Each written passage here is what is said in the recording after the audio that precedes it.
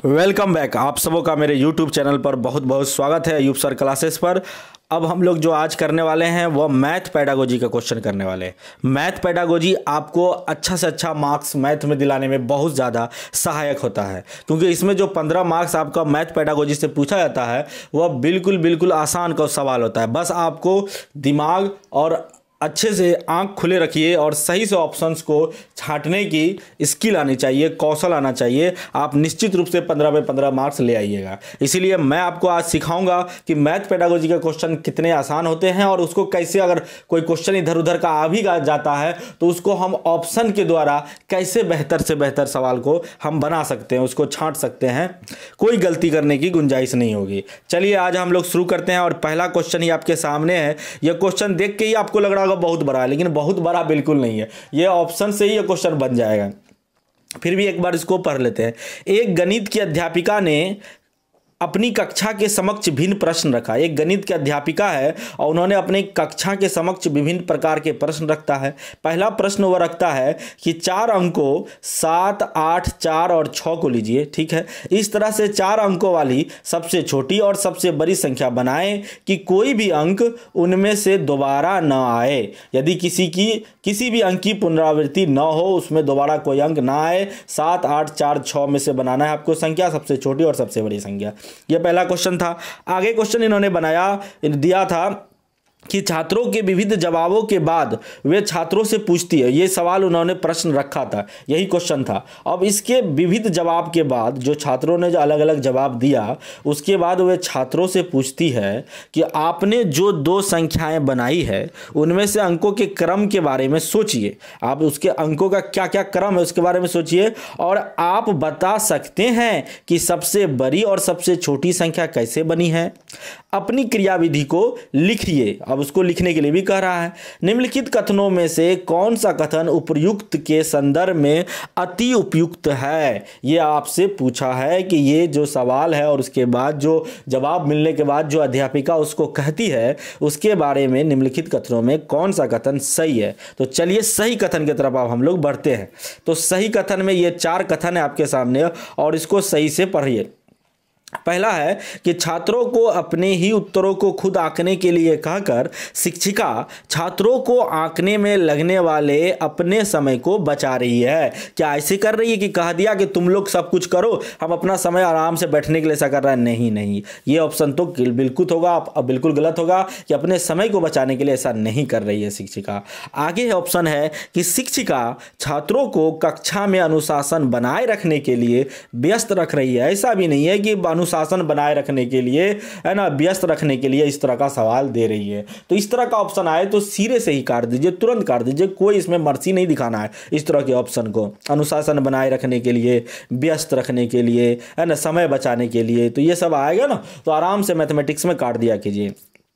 अगला आपका ऑप्शन है नंबर 3 पर कि शिक्षिका छात्रों द्वारा दिए गए उत्तरों में सम्मिलित उनकी चिंतन प्रक्रिया को समझाना चाहती है। वह यह समझाने की कोशिश कर रही है कि उसके उत्तर जो उन्होंने दिया है उसमें जो उन्होंने दिया तो क्यों उत्तर दिया, इसके पीछे क्या कारण है, उस पर चिंतन प्रक्रिया को वह समझाना चाहती है। यह ऑप्शन सही लग रहा है। फिर भी आगे हम पढ़ लेते हैं। शिक्षिका उन छात्रों को भ्रमित कर रही है। भ्रमित करने का तो जवाब जब भी आए काट दीजिए। तो आराम से इसका ऑप्शन देखिए कि आप काट सकते थे कि समय बचाने के लिए नहीं कट गया, अनुशासन या व्यस्त रखने के लिए नहीं कट गया, शिक्षिका उन छात्रों को भ्रमित कर रही है तो सवाल ही, ये ऑप्शन ही गलत हो जाएगा। भ्रमित करने के लिए ऐसा बिल्कुल नहीं कर रही है, तो ये भी कट गया। तो आपका बिल्कुल बिल्कुल सही निकल के आंसर आ गया 3 नंबर। चलिए नेक्स्ट आगे बढ़ जाते हैं आपका क्वेश्चन क्यों।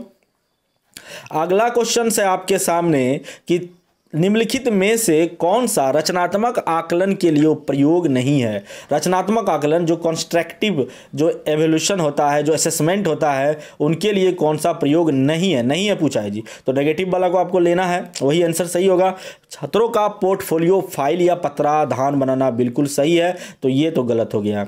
उपाख्यानात्मक अभिलेख एनेक्डोटल रिपोर्ट बनाना ये भी सही है, इसलिए ये भी गलत हो गया। सत्रांत परीक्षा कहीं से भी रचनात्मक आकलन में नहीं आता है। लास्ट में क्षेत्र भ्रमण रचनात्मक आकलन में आएगा, लेकिन सत्रांत परीक्षा जो सत्र के अंत में जो परीक्षा ली जाती है, जो समेटिव टेस्ट होती है, वह कभी भी रचनात्मक आकलन का भाग नहीं होता है।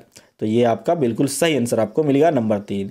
चलिए आगे देखते हैं नेक्स्ट क्वेश्चन। और अगला क्वेश्चन ये रहा आपके सामने। ये क्वेश्चन को पढ़िए फिर अपने आप ऑप्शन बन जाएगा। एक गणित के अध्यापक अपने छात्रों के समक्ष निम्नलिखित इबारती सवाल का मतलब होता है जो व्यवहारिक सवाल होता है ना, शब्द समस्या वाला रखते हैं। ठीक है, कैसा है? समाचार पत्र की एक प्रति में 12 पन्ने हैं, हर रोज 10,500 प्रतियां छपती है, कितने कुल प्रश्न हर रोज छपते हैं? इस तरह से सवाल रखता है। एक छात्र जवाब देता है कि उत्तर 1,25,000 से 1,30,000 के बीच छपता है। निम्नलिखित में से कौन सा कथन उपयुक्त संदर्भ में सही है? आपसे पूछा है कि निम्नलिखित कथनों में से कौन सा कथन उपयुक्त संदर्भ में सही है। ऊपर में जो लिखा हुआ उसके संदर्भ में सही है। शिक्षक को छात्र को गलत उत्तर देने के लिए हतोत्साहित करना चाहिए? बिल्कुल नहीं, बिल्कुल नहीं। जब भी इस तरह का ऑप्शन आए ना तो बिल्कुल काट दीजिए। शिक्षक को कभी भी छात्र को हतोत्साहित नहीं करना चाहिए। गलत उत्तर दे भी दिया कोई बात नहीं, उसको हम समझाएंगे, है ना, उसको हम बताएंगे कि सही उत्तर क्या होगा, लेकिन हतोत्साहित कभी भी नहीं करेंगे। तो ये कट गया ऑप्शन। नेक्स्ट है अनुमान रोजमर्रा के गणित में इस्तेमाल होता है। अनुमान लगाकर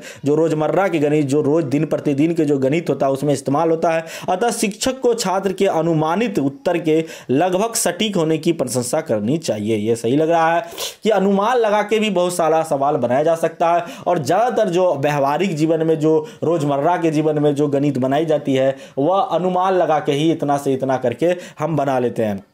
हालांकि अनुमान भी बहुत हद तक सही हो जाता है। अगला आपके सामने ऑप्शन है कि शिक्षक को छात्रों के जवाबों को नज़रअंदाज करना चाहिए। बिल्कुल नहीं, जवाब को कभी भी नज़रअंदाज नहीं कीजिए, नहीं तो वह बोल ही नहीं पाएगा अगला बार। गणित में एकदम सही उत्तर चाहिए, इसलिए अनुमान गणित में कोई प्रासंगिकता नहीं है। यह भी कोई प्रासंगिकता नहीं, अनुमान का ऐसा नहीं है। अनुमान का भी गणित में प्रासंगिकता है ना, तो प्रासंगिकता नहीं है। तो गणित में एकदम सही उत्तर चाहिए, है ना, ये तो बात सही लग रहा है, लेकिन अनुमान गणित में कोई प्रासंगिकता नहीं है, यह बात भी क्या है जी, सही है, लेकिन यह उतना इंपॉर्टेंट नहीं है, इसलिए यह कट गया। और आपका जो सही आंसर निकला उपर्युक्त जो उदाहरण के आधार पर जो सही ऑप्शन होगा, उत्तर होगा कि यह रोजमर्रा की जिंदगी में गणित का इस्तेमाल होता है, उसको बता करके पूछ रहा है ना। अतः शिक्षक को छात्र के अनुमान उत्तर के लगभग सटीक होने की प्रशंसा करनी चाहिए। वह अनुमान लगा के जो बच्चा बता दिया जवाब तो उसका प्रशंसा करना चाहिए, ताकि वह आगे से आगे फिर गणितीय क्रिया करने में उसको रुचि आए। चलिए नेक्स्ट क्वेश्चन की तरफ अब हम लोग जाते हैं। और अगला क्वेश्चन ये आपके सामने है कि राष्ट्रीय पाठचर्या की रूपरेखा एनसीएफ 2005 के अनुसार निम्नलिखित में से कौन सा कथन गणित के संदर्भ में कक्षा के भावी परिवेश की परिकल्पना दृष्टि को निरूपित करता है? आगे किस तरह की कक्षा होनी चाहिए इसको निरूपित करता है। तो पहला है छात्र समूहों में काम कर रहे हैं और वास्तविक जीवन की परिस्थितियों के साथ संबंध जोड़ते हुए प्रश्नों को हल करने के लिए विभिन्न रणनीतियां खोज रहे हैं। बिल्कुल सही ऑप्शन होगा। इस तरह की एनसीएफ वकालत करती है बातें को, यानी बाहरी जीवन से जोड़ करके आपको पढ़ाना होता है। छात्र पाठ्य पुस्तक के अभ्यासों को हल कर रहे हैं जो शिक्षक द्वारा हल किए गए उदाहरणों पर आधारित है। सिर्फ पाठ्य पुस्तक के अभ्यासों को हल करने से यह बात नहीं बताती, एनसीएफ इसके अनुसार नहीं करती है। तो यह कट गया। शिक्षक अधिगम की प्रक्रिया पर मनन कर रहे हैं और गलतियों को अधिगम के अवसरों के तौर पर देख रहे हैं। बिल्कुल सही। त्रुटियों से ही बच्चा सीखता है। यह गणित के शिक्षण के एक क्या है उद्देश्य है, एक क्या है, एक रूप है। तो बच्चा गलतियां से सीखते हैं, बच्चे गलती करते हैं, करते करते एक दिन सही सीख जाते हैं। तो इससे यह कथन बिल्कुल सही हो गया। छात्र प्रश्नों के हल को श्यामपट या ब्लैक बोर्ड के नकल करके लिखे, यह एनसीएफ नहीं बताता है कि नकल करना है। आपको समझ की बात करती है ना, संक्रियात्मक समझ की बात करती है। तो बिल्कुल 1 नंबर और आपका सी नंबर सही है। बाकी क्या है ऑप्शन आपका गलत है, और ये आपका सही आंसर ए और सी होगा, अर्थात नंबर 3 हो जाएगा। चलिए आगे बढ़े हम लोग। नेक्स्ट क्वेश्चन है आपके सामने कि एक प्राथमिक स्कूल की गणित की अध्यापिका चाहती है कि उनके छात्र दैनिक जीवन में सूचना को व्यवस्थित करने, निरूपित करने और अर्थ निकालने के आंकड़ों के प्रबंधन की प्रशंसा करें। निम्नलिखित में से कौन सा अध्यापिका को अधिगम के परिणामों को प्राप्त करने में सहायता करेगा? इस तरह के अधिगम को प्राप्त करने में कौन सा सहायता करेगा, ये आपसे पूछ रहा है। तो पहला ऑप्शन है पाठ्य पुस्तकों में से हल किए गए उदाहरणों पर चर्चा करना। पाठ पुस्तकों में हल किए गए उदाहरणों पर चर्चा करने से अधिगम परिणामों को वह सहायता नहीं करेगा। यहाँ बात हो रही है कि दैनिक जीवन में सूचना को व्यवस्थित करके, निरूपित करके अर्थ निकालने के आंकड़ों को प्रबंधन में प्रशंसा करे। जो दैनिक जीवन से जुड़ा हुआ वह बात बोल रहा है। विविध रेल समय सारणी का या समाचार पत्रों में प्रकाशित सर्वेक्षणों का आदि का उपयोग करना। हाँ, ये सही हो सकता है कि जो रेल समय सारणी है उसका आप आकलन करके, उसका आप आंकड़ों एकत्रित करके प्रबंधन की कौशल सीख सकते हैं। समाचार पत्रों वाला भी कर सकते हैं आप सर्वेक्षण, तो ये सही होगा। बाकी आगे देख लेते हैं। आंकड़ों के निरूपण के विभिन्न तरीकों की व्याख्या करके, नहीं ये भी गलत हो जाएगा, तो ये गलत हो गया आपका। और चौथा ऑप्शन आपको दिखा देते हैं। उनको आंकड़ों को निरूपित करने के लिए विविध औपचारिक तरीकों को अवगत कराना।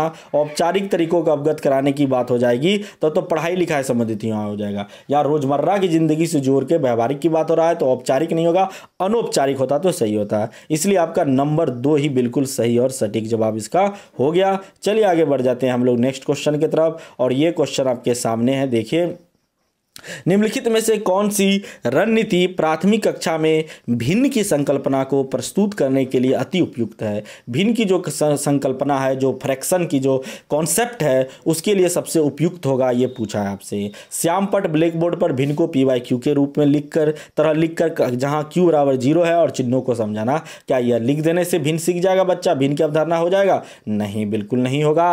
भिन्न का उदाहरण लिखना और फिर तब भिन्न को निरूपित करने के लिए संख्या रेखा पर बिंदु चिन्हित करना। ठीक है, यह भी ठीक लग रहा है, लेकिन इससे बेहतर अगर ऑप्शन हमको मिलता है तो उसके तरफ हम लोग जाएंगे। अगला ऑप्शन है, आप देख लीजिए, वृत्तों और आयताकार पहियों के सममित कट को आउट्स के साथ भिन्नों को निरूपित करने के लिए कागज मोड़नी गतिविधियों का प्रयोग करना। ये तो जोड़ करके प्रयोग करके बता रहा है, तो इससे अच्छा भिन्न सिखाने की अवधारणा और कोई नहीं हो सकता है। यानी आप चार्ट का प्रयोग करके सिखा सकते हैं कि कितना बाय कितना का है, इससे सिखा सकते हैं, या कोई कागज है तो कागज को मोड़ के सिखाते हैं कि पूरा भाग में आधा भाग मोड़ दिए तो 1/2 हो गया। इस तरह की अवधारणा सिखा सकते हैं आप। तो ये गतिविधि द बेस्ट गतिविधि है भिन्नों की अवधारणा को सिखाने के लिए। चलिए आगे बढ़ जाते हैं नेक्स्ट क्वेश्चन की तरफ, और अगला आपके सामने क्वेश्चन है कि गणित की अपनी शब्दों और चिन्हों की भाषा है जो छात्रों की दैनिक भाषा से बहुत दूर है। दिए गए कथन के संदर्भ में निम्नलिखित में से कौन सा अति उपयुक्त है? यह पूछा है कि कौन सा जो है ना अति उपयुक्त है। तो शिक्षकों को विद्यार्थियों की गणित में इस्तेमाल होने वाली शब्दावली और चिन्हों को स्मरण करने में सहायता करनी चाहिए। शिक्षक को गणित समस्याओं को संदर्भित करना चाहिए और गणित को विद्यार्थियों के जीवन अनुभव को भाग बनाना चाहिए। ये बहुत अच्छे ऑप्शन लग रहा है। गणित की भाषा को सीखने विद्यार्थी की सहायता है तो शिक्षक केवल गणित में इबारती केवल वाला तो गलत ही हो जाता है। तो आपका बिल्कुल सही और सटीक जवाब आपके सामने आ गया। तीसरा तो गलत ही है, सिर्फ प्रदर्शित सूत्रों के चार्ट को प्रदर्शित करने से गणित नहीं सीख जाएगा। तो आपका सही जवाब क्या हो गया जी? बाहरी जीवन से जोड़ करके शिक्षक गणितीय समस्याओं को संदर्भित करके गणित को विद्यार्थी जीवन अनुभव के भाग बनाना चाहिए, तभी गणित की दैनिक भाषा से उसको हम जोड़ सकते हैं, ला सकते हैं। चलिए आगे बढ़ जाते हैं नेक्स्ट क्वेश्चन की तरफ, और आगे आपके सामने क्वेश्चन है। ये क्वेश्चन आपके सामने देखिए, 5वीं कक्षा की छात्रा द्विम आकृति यानी 2D आकृति की बात हो रहा है के आधार पर श्रेणियों में वर्गीकरण कर पाती है। ज्यामितीय विकास की वेन हिले के सिद्धांत, देखिए वेन हिले का जो सिद्धांत होता है ना, बहुत इंपॉर्टेंट सिद्धांत है, इसलिए आप लोग वेन हिले का सिद्धांत तो पढ़ ही लीजिएगा। एक 5वीं कक्षा की छात्र द्विम आकृतियों का उनके गुणों के आधार पर श्रेणियों वर्गीकरण करता है। जब उनके गुणों के आधार पर श्रेणियों वर्गीकरण करने की कर पाती है तो वेन हिले के सिद्धांत के अनुसार वह ज्यामितीय विवेचन क्या कौन स्तर पर होगा? वह बिल्कुल विश्लेषण स्तर पर है, वह विश्लेषण स्तर पर होगा जब उसका वर्गीकरण कर पा रहा है गुणों के आधार पर। तो वेन हिले का सिद्धांत में यह आप पढ़िएगा कौन कौन किस स्तर पर होता है, तो आप वहीं से इसको समझ आ जाएगा आपको। चलिए नेक्स्ट क्वेश्चन देखते हैं। एक प्राथमिक कक्षा के गणित के अध्यापक अपने छात्रों के समक्ष निम्नलिखित शब्द समस्या इबारती प्रश्न रखती है। फिर समस्या इबारती प्रश्न रख रहा है। समीना, अच्छा समीना 9 बजने में 10 मिनट पर सोने जाती है। 9 बजने में 10 मिनट पर वह सोने जाती है। कृति समीना के 20 मिनट बाद सोने जाती है। अच्छा, कृति किस समय पर सोने गई, यह सवाल हो गया। एक छात्र ने जवाब दिया कि 20। उसने समझाया कि प्रश्न में कहा गया है कि कृति 20 मिनट के बाद बिस्तर पर गई, तो उत्तर जवाब 20 ही होगा। यह इस तरह का जवाब दे रहा है। न्यूमैन के अनुसार छात्र द्वारा दिया गया उत्तर उदाहरण है। तो क्या जी, अवबोध होगा। अवबोध या अर्थबोधन की त्रुटि से संबंधित है। बिल्कुल बिल्कुल, पढ़ने की त्रुटि नहीं है, प्रक्रिया कौशल की त्रुटि नहीं है, यह अवबोध या अर्थबोध की त्रुटि का संबंधित यह सवाल आपका होगा। चलिए आगे बढ़ जाते हैं नेक्स्ट क्वेश्चन की तरफ।